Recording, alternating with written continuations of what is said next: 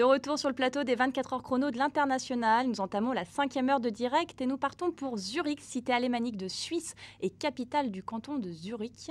Avec 30% d'étrangers et seulement 3% de chômage, Zurich est l'économie la plus puissante de Suisse puisqu'elle génère à elle seule 2/3 du PIB. Pour parler des opportunités des secteurs porteurs à Zurich, j'ai le plaisir d'accueillir sur ce plateau Olivier Mouminou. Bonjour. Bonjour. Vous êtes directeur de Sodexo en Suisse. Effectivement. Et vous êtes implanté depuis Depuis 2007 et le siège de notre filiale est basé à Zurich. Nous proposons des services de restauration et de facility management auprès de nos clients qui souhaitent améliorer la qualité de vie de leurs collaborateurs au quotidien. D'accord, très bien. Et bonjour Monsieur Marc Rudolph. Bonjour Madame. Vous êtes directeur Europe de la Greater Zurich Area. Exactement. Et donc vous êtes chargé finalement de promouvoir le canton de Zurich pour les entreprises françaises. De promouvoir toute la région de Zurich, Greater Zurich, et aussi d'assister les entreprises qui veulent s'installer, évaluer, et le processus d'implantation aussi, on fait des assistances. Très bien. Et nous avons le plaisir également d'avoir avec nous via Messenger Monsieur Fabrice Bernard, donc le directeur adjoint de la Chambre de commerce d'industrie française à Zurich. Monsieur Bernard, vous nous entendez ? Oui, très bien. Bonjour à tous. Bonjour. J'aurais souhaité vous demander, Monsieur Bernard, quels étaient à l'heure actuelle les secteurs porteurs à Zurich et dans sa région, mais également quelle était la présence économique française à Zurich ?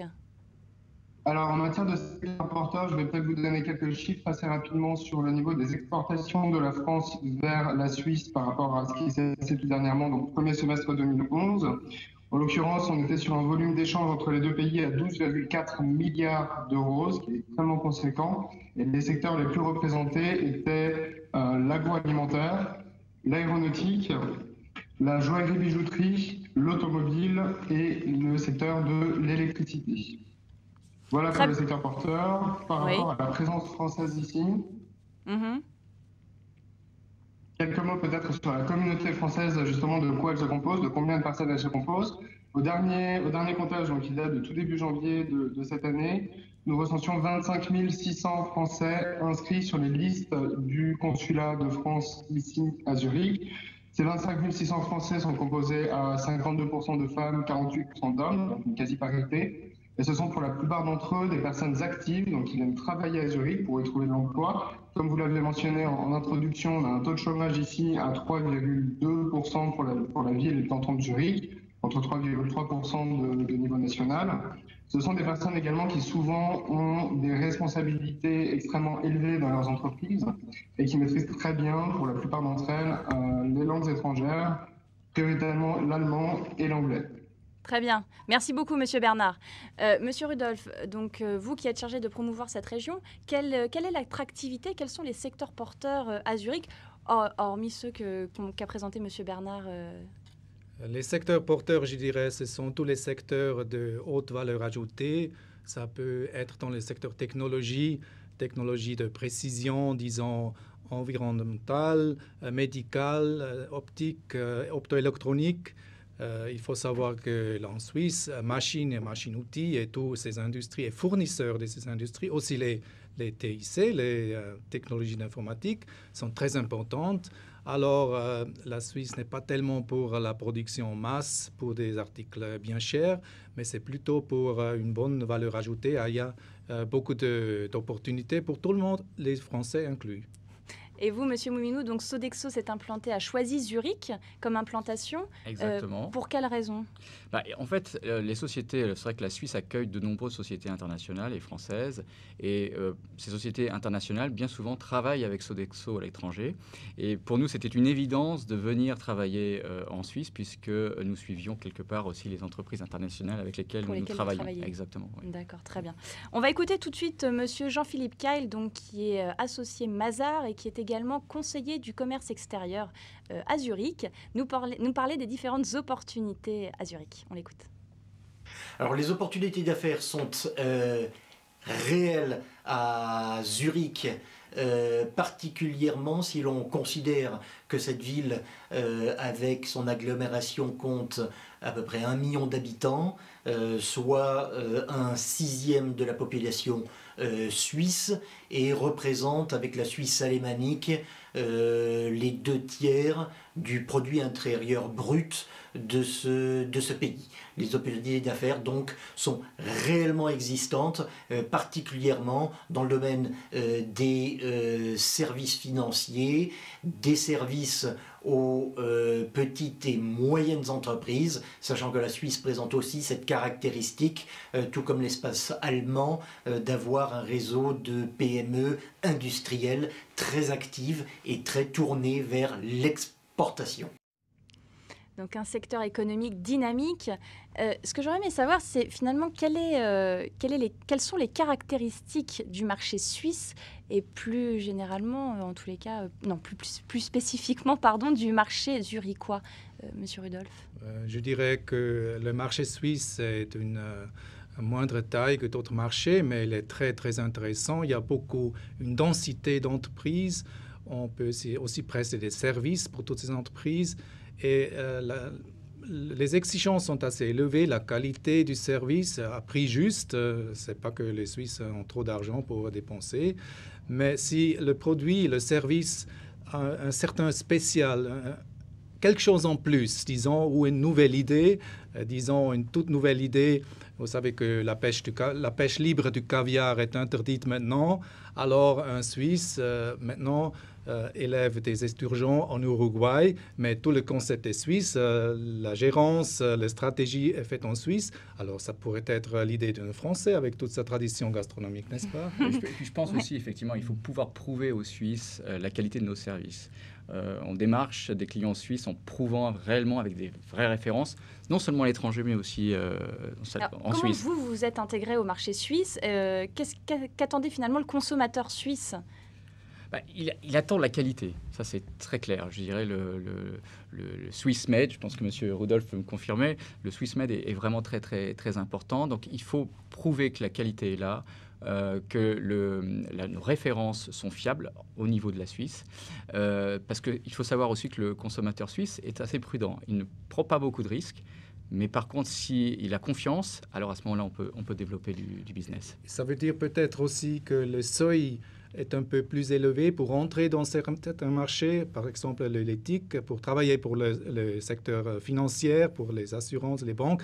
C'est assez difficile d'y entrer, mais une fois franchi le seuil, il y a moins de concurrence que dans d'autres pays. Exactement. Et aussi le prix est très généreux. Comment est-ce qu'on franchit ce seuil, justement? Comment vous avez réussi à vous imposer? Il faut faire preuve d'humilité, pas arriver en disant, voilà, nous sommes Français, grand pays qui va vous apprendre à travailler. Des partenaires, des acquisitions, voilà. Il y a plusieurs chemins. Et aussi reliant sur organisations comme nous qui représentent Greater Zurich, 7 cantons. Ce n'est pas seulement, comme c'était dit, 1 million d'habitants, c'est effectivement plutôt 3 millions d'habitants, avec le PIB géré 2/3 ou la moitié entre 2/3 du PIB brut de la Suisse entière. Alors Zurich et sa région, ça fait vraiment la grande puissance économique en Suisse. C'est le Paris de la Suisse, c'est le Mumbai, le Singapour de la Suisse. Économique. Vous vous adressez essentiellement aux entreprises suisses, ou est-ce que vous avez suivi les entreprises françaises à l'origine? Effectivement, on travaille avec beaucoup d'entreprises internationales qui viennent s'installer en Suisse. C'est vrai que la Suisse accueille beaucoup d'entreprises internationales. Mais bien évidemment, nous travaillons aussi avec de grands acteurs économiques suisses, comme dans le domaine des assurances ou des banques. Bien évidemment, ce sont partie de nos clients, entre guillemets, cibles. Oui. Et vous avez trouvé beaucoup de concurrents sur le marché zurichois? Le marché est très concurrentiel, oui. Le marché est assez mûr, de toute façon. Ouais. Mais c'est vrai que dans notre domaine du facility management, c'est vraiment la tendance d'avoir de plus en plus de sociétés qui font des appels d'offres pour demander un seul interlocuteur pour une grande palette de services. C'était quoi votre secret pour franchir ce seuil? Je pense que la référence, la qualité, l'humilité aussi. L'humilité, alors? Il faut être humble et pas croire que l'on arrive en terrain conquis, si je puis dire, puisque on sera jugé sur la qualité du service et la fiabilité de ce que l'on dit. Est-ce que vous avez l'impression vraiment que le marché, en tous les cas zurichois, est en pleine expansion, ou est-ce que la croissance a toujours été relativement stable? Est-ce que vous avez l'impression qu'aujourd'hui, les entreprises françaises vraiment considèrent plus le marché zurichois? En Suisse, on sent la crise comme dans tout le monde, mais la croissance est soutenue, même si modeste. On n'a pas souffert tellement aussi. Une raison, c'est que les entreprises exportatrices qui ont souffert beaucoup, industrie métallurgique, ont vraiment fait des innovations pour compenser ce franc fort aussi et la crise. Alors, c'était un incentive pour beaucoup d'entreprises suisses d'être innovatives et de collaborer aussi avec tout le monde. C'est, je crois, un atout de notre région que les gens ne sont pas concentrés sur la Suisse ou sur les marchés alémaniques seulement, mais aussi à l'Allemagne et Autriche, pour les Françaises aussi. Tout l'arc alémanique, on peut travailler avec ça. Et pour se connecter avec tout le monde, être très cosmopolitain. Ça, c'est le secret suisse pour son succès qu'on a eu. Très bien, je vous remercie beaucoup. On se retrouve tout de suite après une courte page de publicité.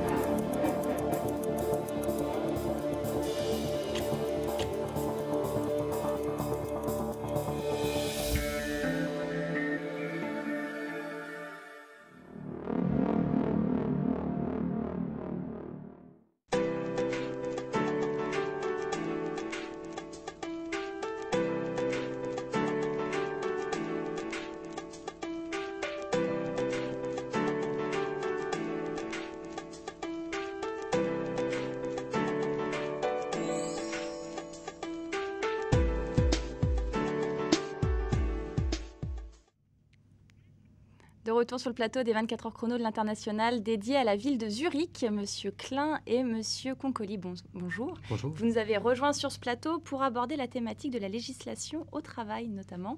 Monsieur Concoli, donc vous êtes avocat pour le cabinet Fischer en Suisse, donc. C'est juste. Et Monsieur Klein, vous avez une entreprise chez Bertrand, bonjour, que vous avez donc créée il y a quelques années à Zurich. Il y a 7 ans. Il y a 7 ans. On fait de la cuisine à domicile, de la restauration à domicile, du traiteur, du catering, de 2 personnes à 120 personnes. Très bien. Justement, alors quel en est-il en matière de législation au travail? Est-ce que c'est difficile de recruter? Est-ce que c'est plus facile? Est-ce que vous avez été confronté à des difficultés lorsque vous êtes installé à Zurich? Pour retrouver du personnel, non, ça va. C'est un peu... Bon, j'ai du personnel qualifié, c'est comme partout. C'est un peu dur d'en trouver, mais on peut le garder. Donc ça, c'est pas un problème. Non. Et pour recruter, est-ce qu'il y a des particularités justement en matière de législation? Monsieur Concoli, quelles sont les différences avec le droit français? Je pense qu'on peut qualifier le droit suisse de droit relativement libéral. Comparé au droit français, on n'a pas de semaine de 35 heures, par exemple. La loi fixe le maximum des heures de travail à 50 heures ou 45 heures aussi pour certaines industries.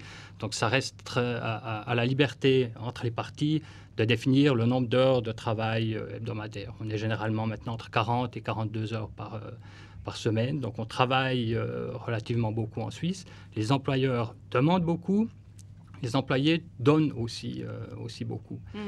C'est libéral aussi, pas de salaire minimum et la manière de mettre un terme, si on peut le dire comme ça, à un contrat de travail est plus simple qu'en France, puisqu'il faut simplement respecter les délais légaux ou contractuels, mais on n'a pas besoin de donner une raison particulière pour mettre un terme à un contrat de travail. Beaucoup plus libéral.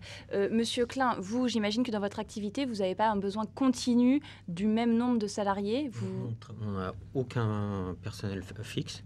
On n'a que des personnels à temporaire qu'on paye à l'heure. Et moi-même, je travaille aussi pour des autres entreprises en tant que freelance. Et on n'a pas de... Enfin, on travaille vraiment en freelance. On n'a aucune... Vous avez l'impression que vous pouvez vraiment faire ce que vous voulez en fonction du besoin. Mm-hmm. Monsieur Bernard, directeur adjoint de la Chambre de commerce et d'industrie franco-suisse, souhaite intervenir. Monsieur Bernard, on vous écoute. Non. Le retour n'est pas très bon. Ok, donc justement, par rapport à la main-d'œuvre, tout à l'heure, vous nous parliez qu'il n'y avait pas vraiment de salaire minimum. Je crois qu'ils sont en train de se battre justement à l'heure actuelle pour... Enfin, si je peux donner un exemple concret, par exemple, dans la restauration, à partir du 1er janvier, il y a un salaire minimum pour les cuisiniers de 4 200 francs, je crois, brut. Mais là, il y a déjà, on va faire...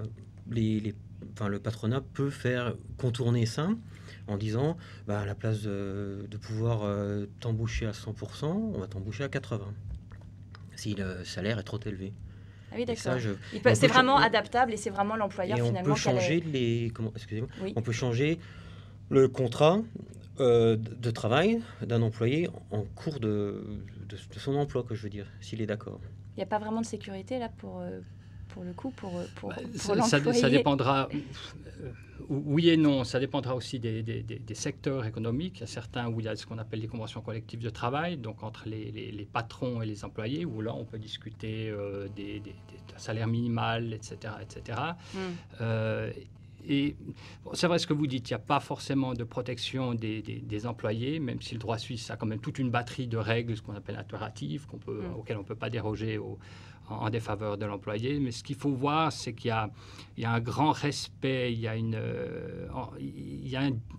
politique de dialogue entre les employeurs et les employés. C'est-à-dire que même si le système est libéral, les employeurs vont généralement pas exagérer, vont pas pressurer l'employé pour essayer d'en obtenir le plus aussi, c'est que d'accord. On va juste lancer la vidéo de Claudine Schmitt qui nous parle justement des spécificités de la main-d'œuvre suisse et on revient tout de suite sur le plateau pour continuer cette discussion. La différence dans la main-d'œuvre, les différences interculturelles, c'est que nous sommes en Suisse et il y a une culture du travail finie et bien fait. C'est-à-dire que d'abord, il y a 42 heures de travail par semaine et que les personnes ne partent pas avec un travail, disons, inaccompli. Ils feront leurs 5-10 minutes sans aucun problème pour terminer vraiment le travail. Il y a une très bonne coopération dans les différents échelons de la hiérarchie avec un grand respect de l'employé à tous les niveaux. Ce qu'il ne faut pas oublier quand on vient à Zurich, c'est qu'à Zurich, on parle le suisse-allemand. Alors déjà, beaucoup de personnes ne parlent pas l'allemand et quand elles arrivent avec l'allemand, elles se disent « Ah ben très bien, c'est gagné ». Alors non, les gens se parlent suisse-allemand entre eux. Donc les réunions commenceront en allemand, mais se termineront toujours en suisse-allemand. Donc là, ça frappe un petit peu des personnes et il faudrait s'intégrer assez vite concernant la langue. Alors le suisse-allemand, effectivement, comme on le disait en introduction, Zurich, cité alémanique, donc germanophone. Comment ça se passe vous, Monsieur Klein, est-ce que vous parliez allemand avant de venir à Zurich? L'allemand scolaire. L'allemand scolaire. Ça n'a pas dû être évident. Non, c'était pas évident du tout. Mais j'ai eu une très bonne prof, c'était ma femme. Forcément, ça aide. Mais alors, justement, il y a l'allemand, donc c'est une chose. Mais en plus de l'allemand, il y a un dialecte, le suisse-allemand. Je crois que là, c'est encore plus particulier. Je suis aussi un expatrié quelque part, puisque je viens de la Suisse romande, j'ai pas suivi un Suisse alémanique, où on a appris pendant des années ce qu'on appelle le Hochdeutsch, le bon allemand à l'école, et vous débarquez à Zurich et vous y comprenez que 10% de ce que les gens disent. Voilà, vous avez envie de pleurer. Mais généralement, vous remarquez que quand vous adressez aux gens en bon allemand, ils vous répondront en bon allemand, il n'y aura pas de problème. Il y a plus une pression sociale d'apprendre le dialecte suisse-allemand ou un des dialectes suisse-allemands. Il ne faut pas oublier que chaque ville ou chaque canton ou chaque région a son propre dialecte, ce qui ne rend pas les choses plus faciles. J'imagine qu'avec ses employés, ça doit quand même être un petit peu plus compliqué dans la discussion, même entre eux, s'ils commencent à parler suisse-allemand. Combien de temps, ça vous a pris pour vous mettre au suisse-allemand? En quelques mois. Ah, seulement? Oui, mais enfin, c'est que vous êtes obligé. Hein. Il faut survivre. Autrement, vous êtes perdu. L'anglais, non? Jamais? Non, l'anglais, non. Enfin, si, aussi, mais pas dans mon domaine d'activité. Moi, je travaille avec des locaux. Donc, je pense que c'est beaucoup mieux de faire l'effort de parler l'allemand, même si c'est le bon allemand, plutôt qu'essayer la solution de simplicité qui serait l'anglais. Je pense que ça pose beaucoup mieux de faire l'effort, de dire, écoutez, au moins, je parle l'allemand, qui reste la langue officielle quand même des cantons suisses alémaniques. Donc tout ce qui se fera par écrit se fera en bon allemand. Mais après, c'est vrai que les discussions entre employés, entre patrons avec des clients se fera généralement en suisse allemand et ce sera bien apprécié si vous y mettez. Comme dit Mme Schmitt, même si ils commencent les réunions en Hochdeutsch, automatiquement, leur langue maternelle, c'est le suisse allemand. Donc, ils vont retomber. Oui, ils dedans, retourneront tout le temps. Sans le vouloir. Oui. Mais ça sera naturel. C'est normal. Quoi. Très bien. On écoute tout de suite Jean-Philippe Caille qui revient sur les opportunités du marché zurichois.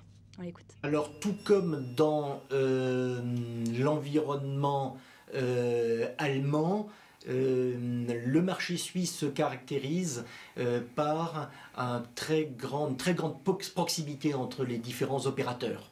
Les entreprises françaises désirant investir à Zurich doivent prendre en compte les particularités locales, particulièrement la langue. Il peut être bon de parler l'allemand, le suisse allemand, de recruter des commerciaux, des agents ou même créer une implantation succursale ou société en Suisse alémanique afin d'y disposer de ce relais et de pouvoir travailler avant tout sur le long terme et l'emphase mise sur la qualité des produits que l'on vient vendre en Suisse.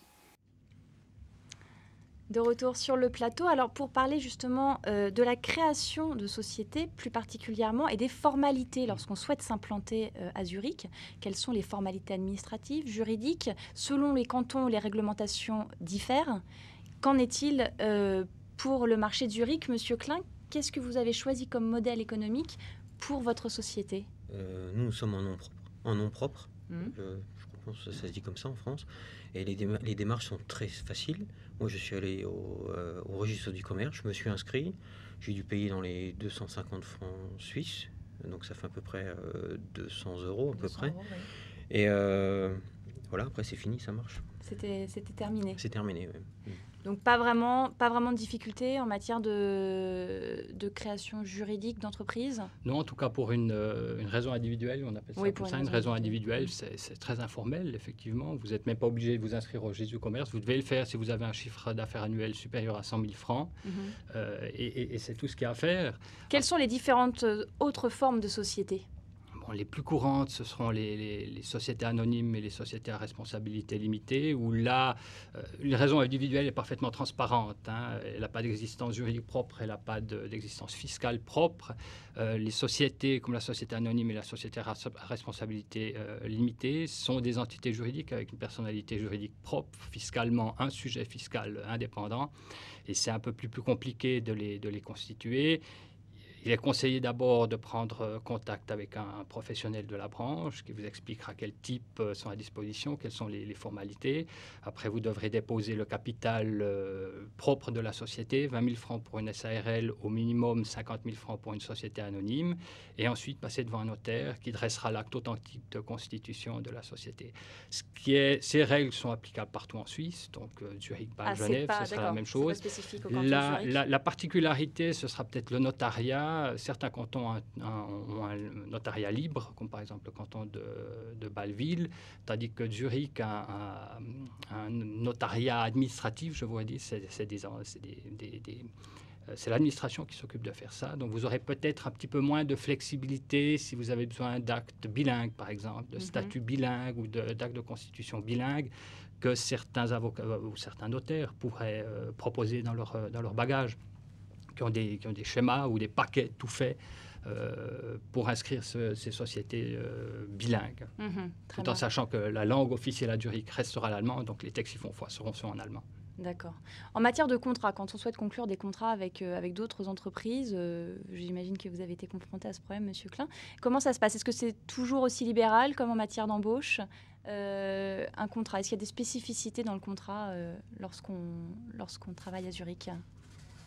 Un contrat d'entreprise à entreprise? Oui. Non, parce que moi, par exemple, pour une des sociétés en nom propre que j'ai, je travaille beaucoup avec une autre entreprise, mais on n'a jamais fait de contrat ensemble. C'est la confiance. C'est comme disait M. Miou avant, une fois que vous avez passé le seuil, vous êtes dedans. C'est bon. D'accord, donc ça c'est quand même très différent du système français. Il y a très peu de formalisme, il y a très peu de contrats qui doivent se faire par écrit. Donc on le fait par écrit pour avoir une preuve. Si jamais vous n'êtes pas payé, pour pouvoir dire voilà quel a été notre arrangement. Mais sinon, on peut se serrer la main, ça peut se faire tacitement même. On peut très bien démontrer que M. Klein a fourni ses prestations et que le prix arrangé c'était le même que celui de la semaine d'avant ou du mois d'avant. Donc payez-moi au bout du compte. Donc très peu de formalités aussi de ce point de vue-là. Bon, ça va. Finalement, c'est assez facile de faire des affaires à Zurich, en tous les cas en Suisse plus globalement. Mais toute la législation est sur ce principe-là. Si vous avez par exemple la législation pour pour les denrées alimentaires, moi j'ai un inspecteur d'hygiène alimentaire qui m'a dit le filet de bœuf, si vous voulez le vendre après sa date limite de vente, à ce moment-là, vous pouvez le vendre, mais c'est votre responsabilité qui est engagée. Si le client est malade, c'est votre. Oui, alors qu'en France, je pense que... En France, par contre, après la responsabilité, une fois que le contrat est signé, chacun s'est engagé à assumer ses responsabilités. C'est peut-être une spécificité du système suisse, d'avoir une responsabilité individuelle qui est assez forte. Ça vaut pour les employés aussi, comme disait Mme Schmitt avant, ça vaut aussi pour les partenaires contractuels. Et il y a aussi une approche des autorités qui sont assez différentes. Elles sont beaucoup plus prêtes à communiquer, à discuter avec vous. On peut s'approcher d'elles, on peut leur poser des questions. Elles sont là pour répondre à vos questions et voire même vous aider. C'est pas la police, c'est pas les gens qui viendront forcément vous embêter s'il n'y a pas des raisons de sécurité pour le faire. Très bien. Je vous remercie beaucoup, messieurs. On se retrouve après une courte page de publicité pour aborder tout ce qui concerne la qualité de vie et le coût de la vie. À tout de suite. Expatriés, exportateurs, DRH, votre télé enfin sur le net. Reportages, conseils, dossiers experts, dossiers pays, actualités sur news21.tv.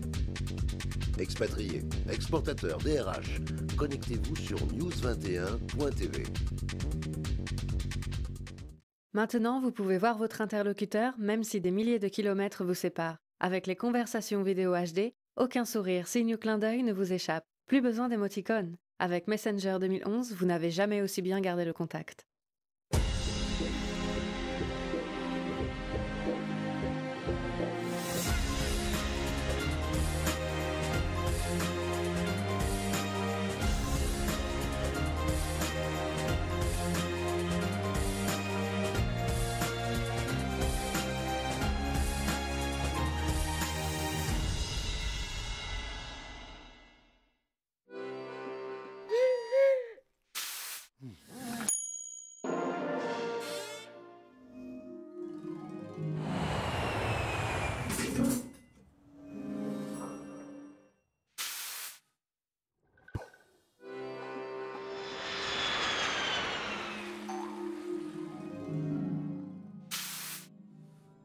La CFE, votre sécurité sociale jusqu'au bout du monde.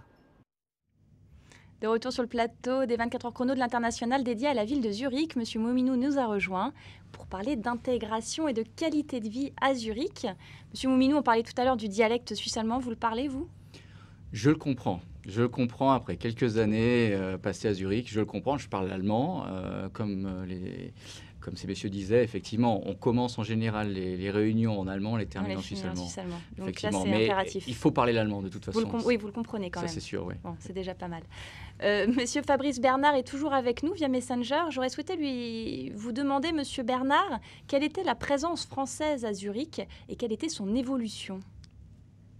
Alors, deux éléments de réponse. Tout d'abord, par rapport aux entreprises françaises qui sont implantées ici. Sur l'ensemble du pays, on recense à peu près plus de 530 implantations françaises, dont un gros tiers sont présentes ici en Suisse alémanique. Alors, par rapport à ce qu'on vient de dire, présentant Zurich comme le poumon économique du pays, on peut être un peu surpris par ce chiffre, mais pour autant, c'est un chiffre qui est en augmentation. On se rend compte que la Suisse alémanique et Zurich en particulier attirent de plus en plus d'entrepreneurs. Sur ces entrepreneurs, on va distinguer les grandes entreprises qui, naturellement, ont choisi de venir ici pour inonder le marché suisse. J'entends par là Renault, la Société Générale. Oui, Monsieur Bernard, excusez-moi, juste pour vous demander, quelle est plutôt la présence, mais là pas économique, juste la présence des Français. Quelle est la communauté d'expatriés français à Zurich et est-ce qu'elle est en évolution à l'heure actuelle, s'il vous plaît ? Alors, comme je vous le disais, on est à près de 25 600 Français enregistrés aujourd'hui au consulat de Zurich, donc qui englobe l'ensemble de la Suisse alémanique, et une très grande majorité de ces ressortissants sont présents sur Zurich même, c'est une population assez jeune, une population de personnes actives qui viennent pour travailler ici, et pas du tout pour des considérations de retraite ou autre. D'accord, très bien. Je vous remercie beaucoup, Monsieur Bernard. Alors vous, votre intégration, comment est-ce qu'elle s'est passée quand vous êtes arrivé à Zurich? Est-ce que ça a été compliqué? Est-ce que vous avez été bien accueilli? Monsieur Klein, j'imagine, vous avez trouvé votre femme. Pas tout de suite. Ah, pas en arrivant? Non, pas en arrivant. Non, donc c'est assez lent. C'est un peu comme pour le travail, c'est assez lent. Il y a un seuil à passer, puis après, une fois que la confiance est là, c'est sûr. On va écouter Madame Constantin, puis on va en reparler juste après. Madame Constantin, donc, qui est présidente de l'association des petits lutins à Zurich, et elle nous donne quelques conseils pour une famille qui viendrait s'installer à Zurich. On l'écoute.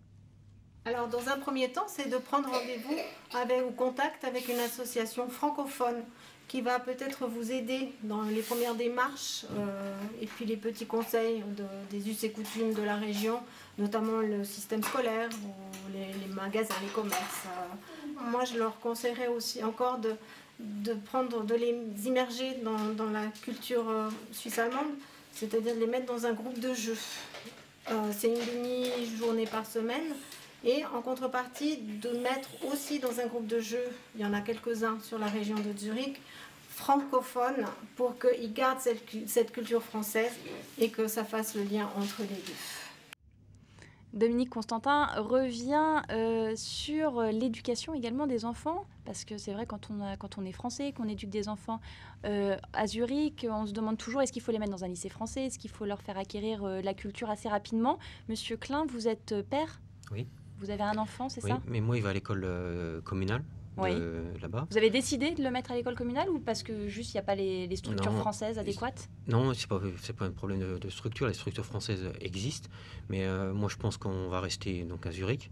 Donc, c'est pas la peine de mettre dans un système français qui soit coupé du monde environnant où il habite. Vous préférez l'intégrer et l'immerger directement. Exactement. Il faut savoir qu'il y a effectivement une structure française, un lycée français qui accueille de plus en plus d'élèves tous les ans. Mais il y a aussi des écoles internationales, puisque Zurich accueille beaucoup d'expatriés, et donc il y a un réseau d'écoles internationales autour de Zurich et à Zurich. Et le système scolaire, d'ailleurs, à Zurich, est quand même assez réputé. Tout à fait, oui. Il y a l'école polytechnique même qui Exactement. Qui est hébergée tout à fait, l'école Zurich. polytechnique de Zurich qui a une très très bonne image. Oui. Donc pour les enfants, finalement, c'est assez simple. C'est vrai que si on les immerge directement dans les écoles suisses-allemandes, c'est plus facile. Pour vous, donc on en parlait tout à l'heure, comment s'est passée votre intégration? Vous me disiez, Monsieur Klein, que les Suisses étaient peut-être un peu plus froids à l'origine. Monsieur Mouminou, vous l'avez ressenti comme ça? Je pense que ça fonctionne effectivement avec la confiance et l'humilité. C'est-à-dire que vous arrivez, vous êtes entre guillemets étranger, et il faut créer des liens avec les gens. Je dirais que c'est pas spécifique à la Suisse. Dans tous les pays, c'est un petit peu le même type de réaction. Vous avez des vrais amis suisses aujourd'hui? J'ai quelques amis suisses, oui, tout à fait. Quelques amis, mais ce sont de très bons amis. Exactement. Très bien. On écoute tout de suite Sandrine Charlot, présidente de l'association aux arts, etc., nous parler également de l'activité culturelle à Zurich. On l'écoute. Sinon, la qualité de la vie, évidemment, il y a des choses auxquelles il faut s'habituer, mentalité différente, peut-être le poids de la religion protestante quand même, qu'on ressent même au quotidien. Mais sinon, il y a des tas de choses qui sont très agréables, très pratiques, les transports en commun, la présence de l'eau, du lac, mais aussi de la limate, des rivières qui sont un petit peu partout, et l'été, tout le monde a un maillot de bain sous son costume ou dans son attaché-caisse. Qu'est-ce qui est agréable aussi, ça a beau être une petite ville, au niveau culturel, il y a une offre assez impressionnante, bien sûr, surtout en allemand, en anglais, mais aussi en français. Les cinémas, il y a des cinémas art house, des cinémas d'arrêt d'essai très très riches. Bref, à ce niveau-là, ouais, c'est pas mal. Alors la vie à Zurich, c'est pas mal. C'est vrai que l'étude Mercer 2011 plaçait encore Zurich deuxième au rang des villes où la qualité de vie est la meilleure. Alors, comment vous me décririez Zurich? C'est une ville vraiment agréable? Alors pour moi, c'est vrai que Zurich, je profite de ses atouts à travers, je dirais, trois grands aspects. Le premier aspect, c'est l'environnement. Comme le disait madame, le lac, été comme hiver, c'est une véritable petite mer intérieure, c'est agréable. Mais il y a la montagne, la proximité de la montagne. À 1 heure de Zurich, en train ou en voiture, vous êtes sur les premières pistes de ski. Si vous arrivez en ce moment à la gare de Zurich, vous avez l'impression que c'est un petit peu une station de ski. Les gens montent avec leur ski de Zurich dans le train pour aller sur les pistes. Ça, c'est, je dirais, l'aspect environnemental et le contact avec la nature qui est vraiment très agréable. Le deuxième point, ça concerne effectivement la culture. Zurich fait partie des villes qui sont sur la liste des villes européennes où se trouvent les plus grandes manifestations culturelles, que ce soit les expositions, que ce soit les concerts. En général, Zurich est sur la liste des grands artistes. Et puis le troisième point, c'est un point concernant la logistique et les transports. Zurich a un grand aéroport, c'est un hub aussi au niveau européen. Et je crois que l'aéroport de Zurich est classé depuis quelques années, toujours au premier rang des aéroports européens. En plus de l'aspect aéroport, on a le contact avec le TGV, 4h30 je crois, pour faire Zurich-Paris avec plusieurs rotations par jour, donc ce qui est très très pratique. Et puis il ne faut pas oublier aussi les transports en commun suisses et zurichois en particulier, avec le tram, les bus, les bateaux, et tout fonctionne très bien et le réseau est très très bien coordonné. Monsieur Klein, oui, vous profitez vous aussi de toute cette attractivité que propose Zurich, oui, théâtre, musée, il y a des choses intéressantes. Oui, quand vous avez le temps. Mais c'est vrai aussi qu'il y a le confort pour les transports en commun, pour tout ça, quoi. Je veux dire, ça, c'est très agréable à vivre. Vous pouvez oublier votre voiture à Zurich. Vous n'avez pas besoin de voiture. Il y a énormément de gens qui n'ont pas de voiture. Ouais. Vous avez pour les jeunes qui sortent le vendredi soir et le samedi soir, vous avez des systèmes de tram. Je ne sais pas si c'est comme ça en France aussi. Toutes les heures pour toute la banlieue. À Paris, oui, on a quelques. Ouais. Mais toutes les heures pour toute la banlieue. Donc ça, c'est quand même agréable, quoi, je veux dire. Et est-ce que justement le fait que tout fonctionne bien, tout est bien propre, est-ce que ça en fait pas également une ville un peu aseptisée ? Non. On s'habitue. On s'habitue. Ça ne dérange pas. Non, pas du tout. Non. Je pense que c'est plutôt agréable. Si on vous demandait de revenir à Paris, ça vous embêterait ? Non, parce que Paris a ses charmes aussi, c'est clair. En tout cas, vous êtes bien intégré à Zurich. Moi, j'aurais de la peine. Vous regrettez pas ? Oui. Ah oui. Pour la qualité de vie notamment ? Et puis pour tout, ça fait presque 30 ans que je suis en Suisse, donc je me sens plus, presque suisse que... le pays a évolué d'un côté, moi j'ai évolué plus du côté suisse, donc ça c'est...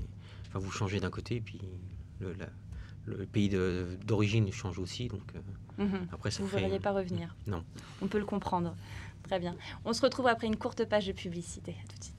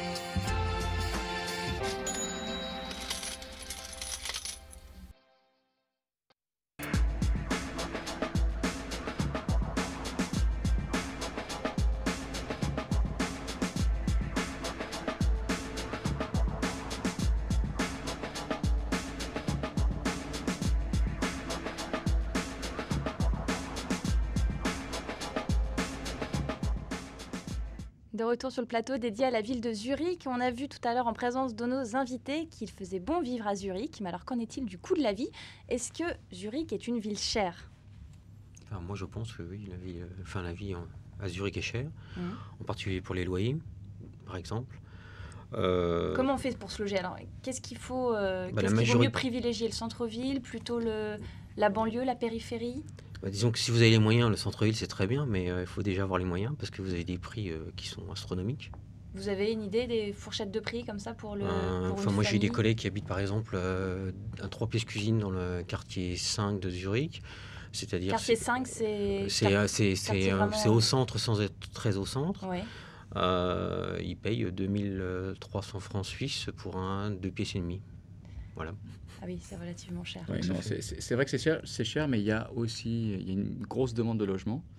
Et il n'y a pas forcément toujours assez de logements actuellement. Il y a une construction en permanence. Oui. Exactement, donc ce qui fait monter les prix aussi. Et les standings de construction sont quand même relativement élevés aussi. Oui, il faut dire la qualité de la construction est assez exceptionnelle. Oui, ils ne favorisent pas les logements plus type, on va dire, HLM, à loyer modéré. Théoriquement, il y en a.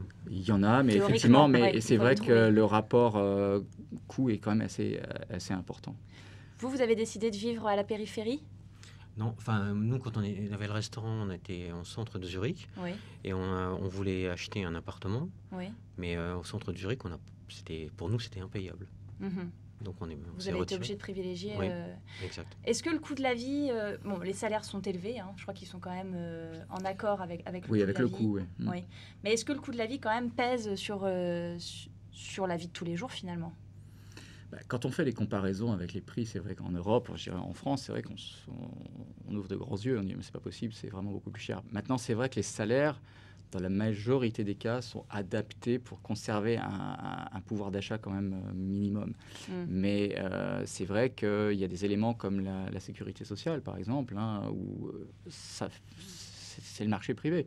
Donc vous devez cotiser à une société pour assurer votre sécurité sociale. Mais il y a moins de différence qu'auparavant. Pour les produits de base d'alimentation, par exemple, vous avez le kilo de farine, élément de base par excellence, qui est à 90 centimes suisses ou 1 franc suisse.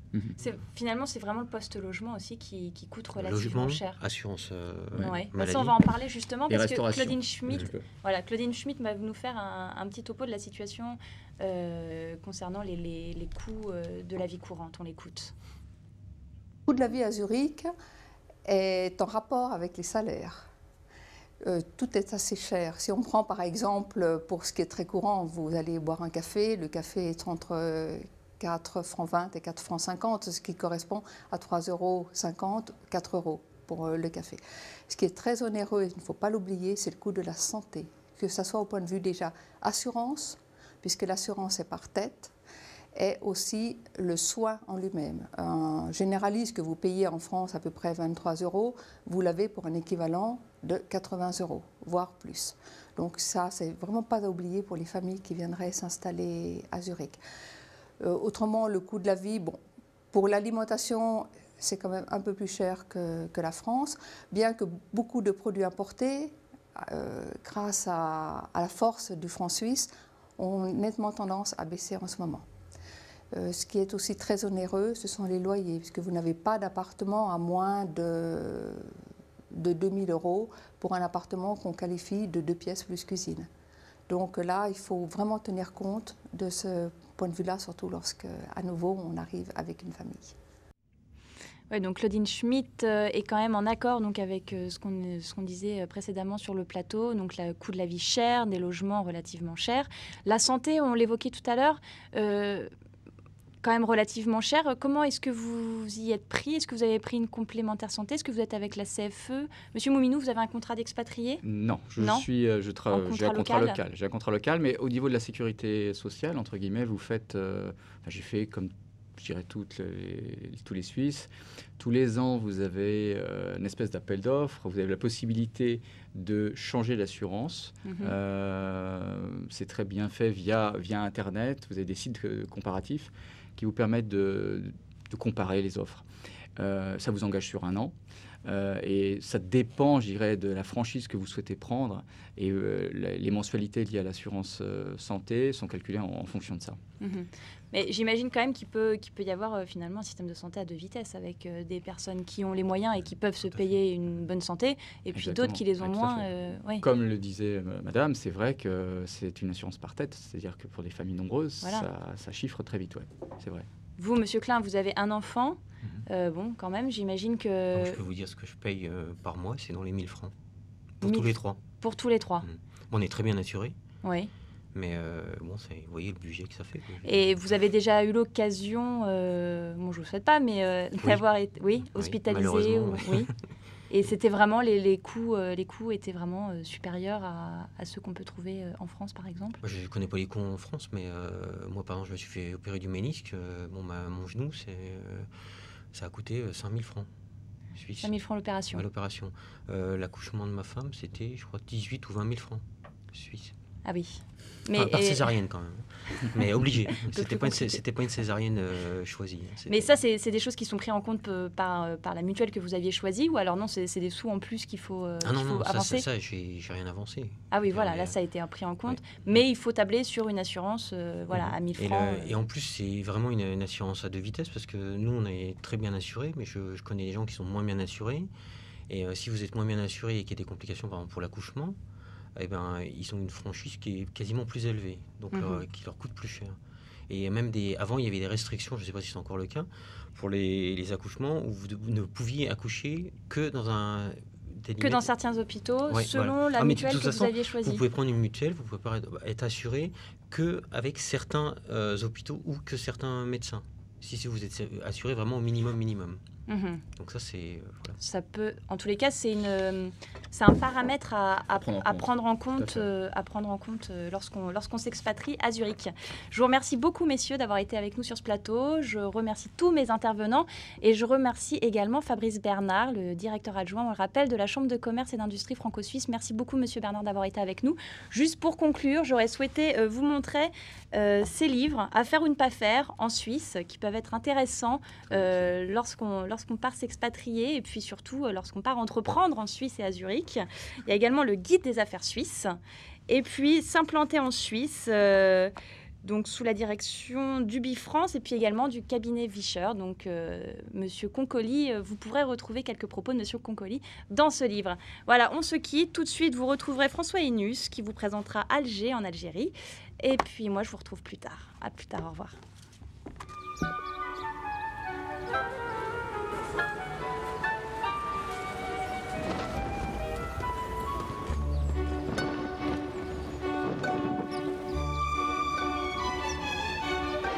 Découvrez un monde d'opportunités avec HSBC, votre banque partout dans le monde.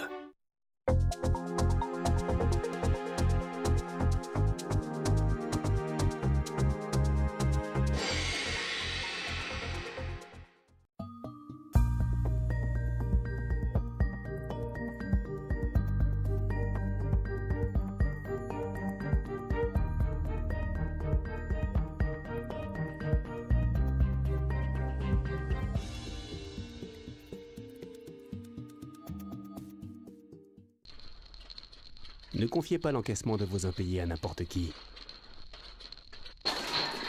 France Créance est là pour votre recouvrement amiable et judiciaire en France et à l'international.